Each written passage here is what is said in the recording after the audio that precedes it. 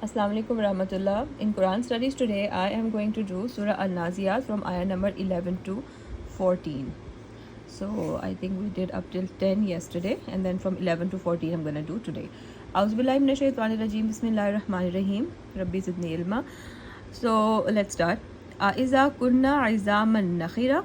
So let's see the translation. Even after we have been reduced to decayed bones. So this is the conversation that is continuing from the disbelievers when they said that when we are when we are dead and our bodies have been reduced, so are we going to be resurrected? So this was a kind of mockery that they were doing. So let's see the word meanings first. Iza means what? When? Kunna means we are. Izaman means bones, and nakhira means decayed.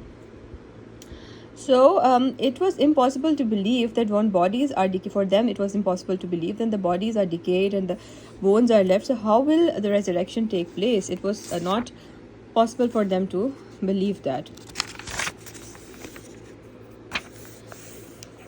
So Allah asked this question in the Quran, and I think it is in the same surah, that is the creation of heavens and the earth difficult, or is the creation of humans? So Allah will create again, who created the first time. How is it difficult to grasp this simple concept that the one who created us the first time, how can he not create us again? How difficult is it to grasp this concept? It's such a clear thing, and so many examples, so many ways the humans are being told in the Quran about this fact.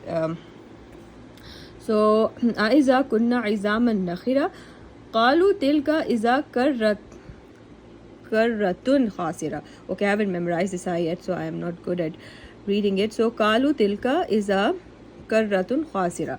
So let's see the translation of this ayah. They add, then such a return would be a total loss for us. So this is like their mocking conversation that, oh, if we return, then that's going to be really a loss for us. So karratun means would be a return, and khasira means losing. Muhammad bin Ka'b said that Quraysh said that if Allah bring us back to life after we die, then surely we will be like losers. And they would laugh by saying, after saying all this. Then there is فَإِنَّمَا هِيَ زَجْرَةٌ وَاحِدَةٌ.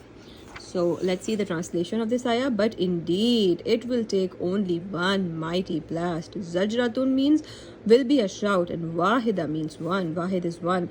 So this is about the trumpet that will be blown on Judgment Day. And then فَإِذَاهُمْ بِالسَّاهِرَةِ. And at once they will all be above the ground. So bis-sahira means will be awakened. Ibn Abbas says that as-sahira means the entire earth, and they will be in the earth's lowest part, like obviously they will be in their graves. So many of them will be like buried for like thousands of years before Allah knows in which depths of the earth they will be, and suddenly they will be brought to the surface for a resurrection. I think that's all. Yeah, okay. So these were the ayahs 11 to 14. Let's just revise them. Aiza kunna izaman nakhira. Are we, when we are like our bones are decayed, are we going to be brought back to life again? Qalu tilka iza karratun khasira. So this is going to be like, if this happens, then we are going to be big losers.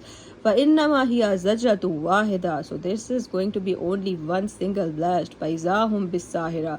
And they will all be like standing waiting for resurrection.